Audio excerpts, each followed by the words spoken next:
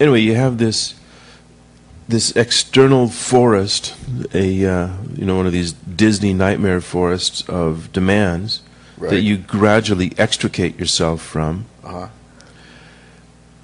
And blossoming internally would be some kind of other motivation, maybe even an otherworldly motivation. Yeah. Well, but you're right. If without an external motivation, you will eventually fail. So I think the trick is to somehow throw out into the external a hook which relates back to your internal motivation. yes, what you want to do basically is you want to hitch your wagon to a star. Write that down. Hitch your wagon to a star. You could even write a song to remind yourself. Write a song called Hitch Your Wagon to a Star. Something would be good, because that's exactly what you're doing. You're hitching your wagon to a star. You're taking a higher form, something higher, and attaching yourself to it in service. See? And this is something you don't understand, is that no matter what level you're at, you got to serve someone. And Somebody. It needs to be something you can understand, that you can see and understand. And agree with. And have empathy for. And affinity of empathy. But it can't be, because as long as it's an abstraction, I'm serving the higher. Well, that's an abstraction. You can't actually look to the higher and go, I didn't serve you today. It's because nebulous. You're not seeing it. Yeah, I'm serving nebulous vaporware. Yeah. You know, nebulous vaporware? The one who wrote this program. Well, wait a minute. Nebulous vaporware. Wait a second. But, it's like with the Magic for Life. There you have an activity that you know has connection and benefit for your own internal goals or your own higher goals. But you've hooked it to something where if you get up in the morning and you're feeling, not good, joints are aching or whatever is going on with your body, you still have a 2 o'clock appointment with some kids that are getting ready to croak and they want to see a magician before that happens. It's really hard if you can have that reality of some kids actually waiting for you to show at 2 p.m. to not get your act together. You gave yourself an outside hook at that point. But you didn't start out doing it for the kids, and it's not really for the kids, even though the kids are getting tremendous benefit. Here's a really good example. The example is what you're watching right now. The chances are that we wouldn't be sitting here doing this if there were no external need for it. What do you mean chances? Right. Why the hell would we sit here? There's a certainty I wouldn't be sitting here doing this unless if this wasn't going anywhere for anyone's benefit, there'd be no point. So that is clearly, we're sitting here doing this because we firmly wish for this to go out to the benefit of others. Also, there's an agency or many agencies being served by this activity itself. By you sitting where you are, we sitting where we are.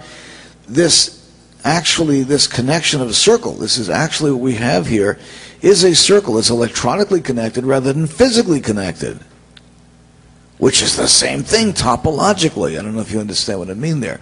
But it's the same thing. We're connected through an electronic wormhole, or through a number of electronic wormholes. Because we're all in different dimensions. I don't know if you know this, but we're all in different dimensions. We're in different universes, different parallel worlds at this time. And we're talking across all that. In some cases, punching through 200 or 300 separations. 200 or 300.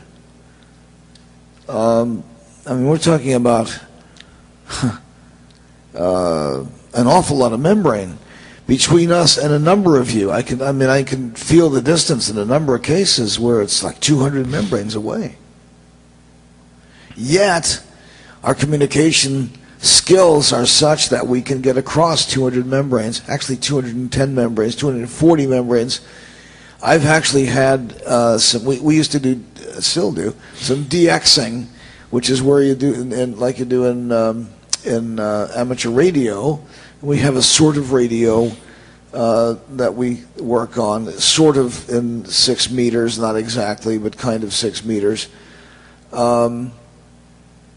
In terms of flavor of the networking, and that pierces through many membranes. Like I said, hundreds of membranes. There are, of course, uncountable membranes that we can't do. Now, just to be clear, he did just say that all of you that are listening to this and watching this now live are not necessarily in the same parallel world. Exactly. That's what I said. That's what I meant.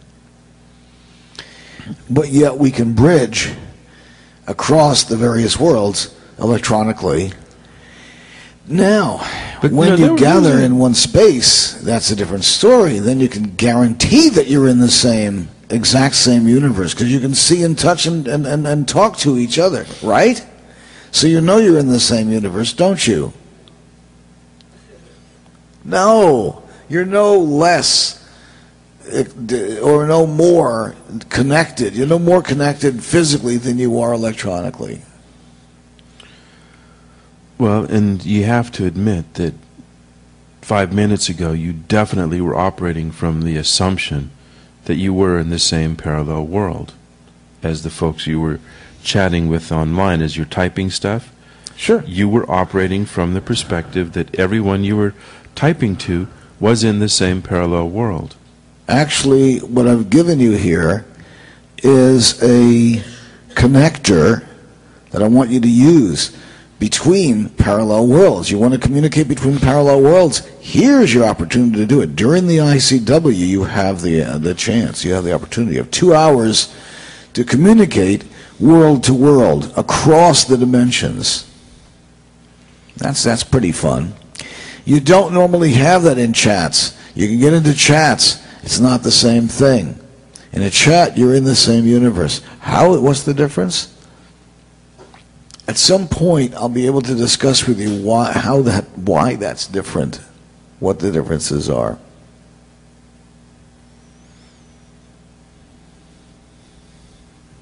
Not that I'm not willing to, I am.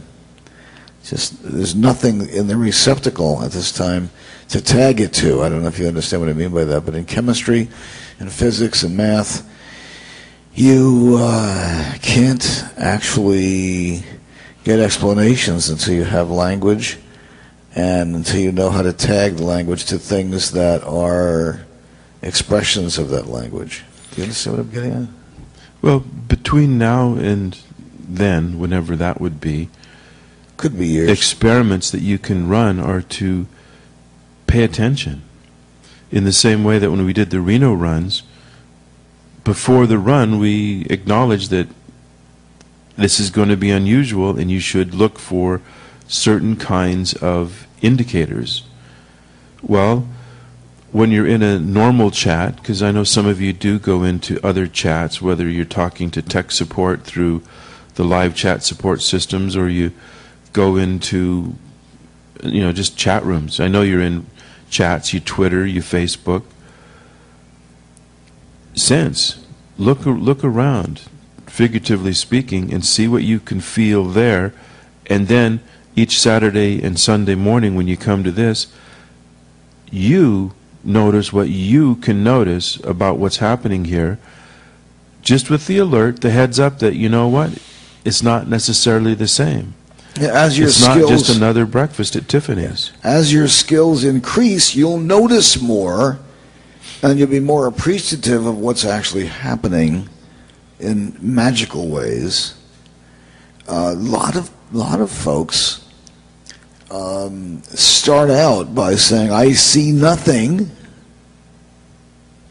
and then they will, for 2 hours, describe what they saw.